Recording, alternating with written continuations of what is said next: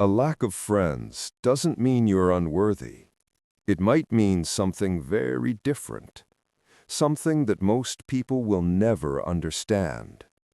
Because sometimes, the fewer people you have around you, the stronger, sharper, and more self-aware you've become. But let's go deeper. Because what if your loneliness is actually a sign of your growth? Imagine this. There's a person named Ion. Once, he was surrounded by people. Parties, group chats, endless plans. But one day, something shifted. He started saying no to fake laughter, no to draining conversations, and no to relationships that demanded he shrink himself just to fit in. And one by one, people disappeared.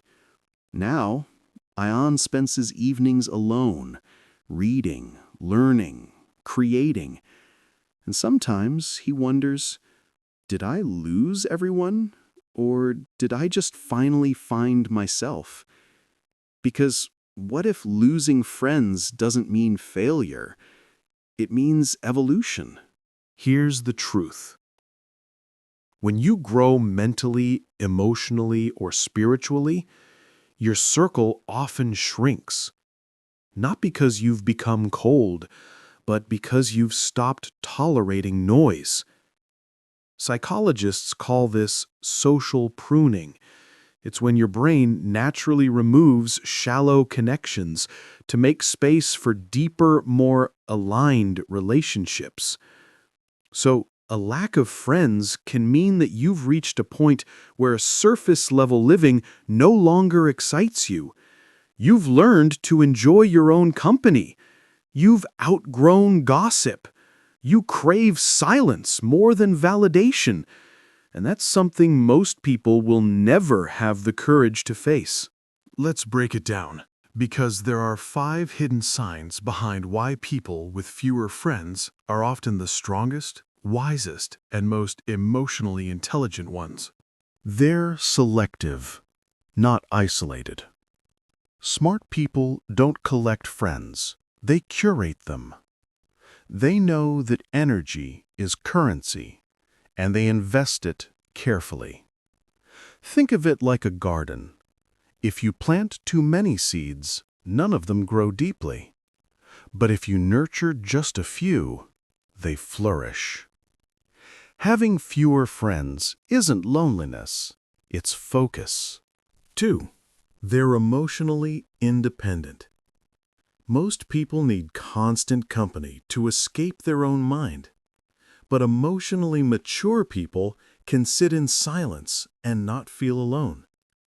They've learned to regulate their emotions internally through reflection, reading, journaling, or mindfulness, instead of depending on others for validation. And that makes them unshakable. When you master your solitude, you master yourself. 3. They see through pretenses. The more aware you become, the harder it gets to tolerate superficiality. You notice when people manipulate, when they lie, when they use charm to hide insecurity. And once you see it, you can't unsee it. So you naturally pull back, not because you're arrogant, but because peace feels better than pretending. 4. They value depth over company. A person with few friends doesn't fear being alone. They fear meaningless connection.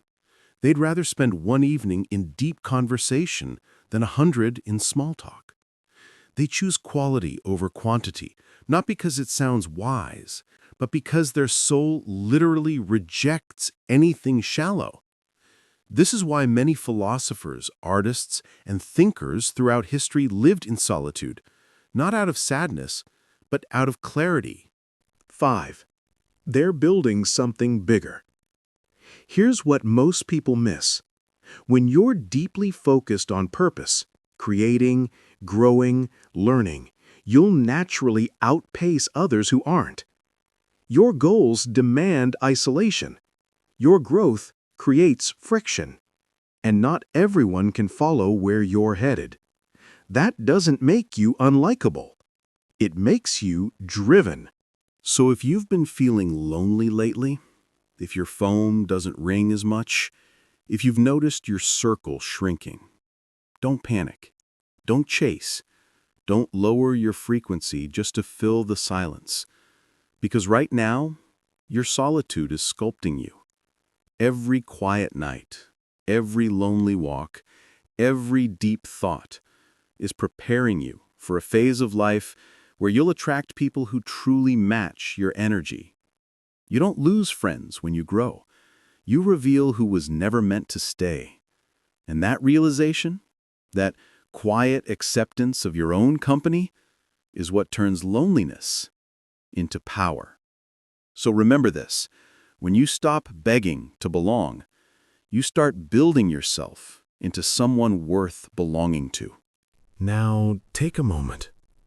Think about this week. Is there someone or something you've been holding on to just because you fear being alone? Maybe this is your sign to let go and grow.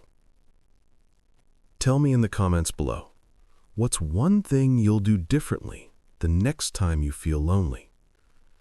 And if you're someone who's learning to be okay with solitude, subscribe, because this channel is for people who are done chasing validation and ready to live with calm, clarity, and emotional intelligence. Because remember, sometimes the loneliest roads lead to the strongest minds.